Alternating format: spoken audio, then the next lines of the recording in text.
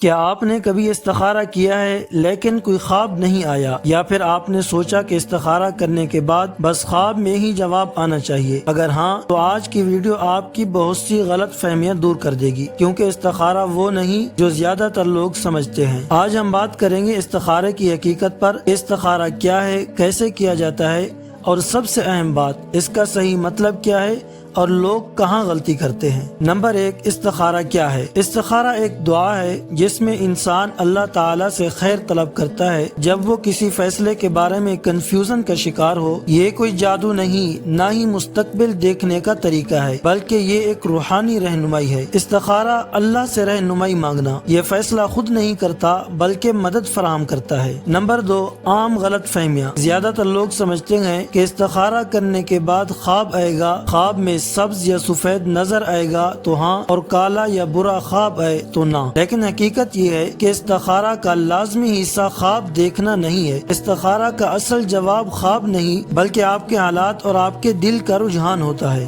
Number 3، استخارہ کیسے کام کرتا ہے؟ جب آپ استخارہ کرتے ہیں تو اللہ تعالیٰ آپ کے لیے آسانی پیدا کرتا ہے، یا تو وہ راستہ آسان ہو جاتا ہے، یا آپ کے دل میں اس کے بارے میں ناپسندیدگی آ جاتی ہے، یا حالات خود آپ کو سمت دکھانے لگتے ہیں۔ نمبر 4، ایک سادہ مثال۔ فرض کریں آپ دو نوکریوں کے درمیان کنفیوژن کا شکار ہیں۔ آپ نے استخارہ کیا، کچھ دن بعد ایک نوکری کی طرف خود بخود دل میل ہو گیا، یا دوسری نوکری میں مشکلات آنا شروع ہو گئی۔ یہی استخارہ کا نتیجہ ہوتا ہے، نہ کہ کوئی لازمی خواب۔ نمبر 5، اہم غلطی جو لوگ کرتے ہیں۔ لوگ استخارہ کر کے بیٹھ جاتے ہیں اور انتظار کرتے ہیں کہ کوئی معجزہ ہوگا، حالانکہ استخارہ کے ساتھ مشورہ لینا، تحقیق کرنا اور عملی فیصلہ کرنا بھی ضروری ہے۔ نمبر 6، استخارہ کا صحیح مختصر طریقہ۔ استخارہ کا طریقہ سادہ یہ ہے کہ 2 رکعت نماز، پھر استخارے کی دعا اور اللہ تعالیٰ سے خیر طلب کرنا۔ اس کے بعد دل کے رجحان اور حالات پر غور کرنا چاہیے۔ استخارہ ہمیں کنفیوژن سے نکال کر وضاحت دیتا ہے، لیکن فیصلہ ہمیں خود کرنا ہوتا ہے۔ اگر آپ نے بھی کبھی استخارہ کیا ہے یا اس بارے میں کوئی سوال ہے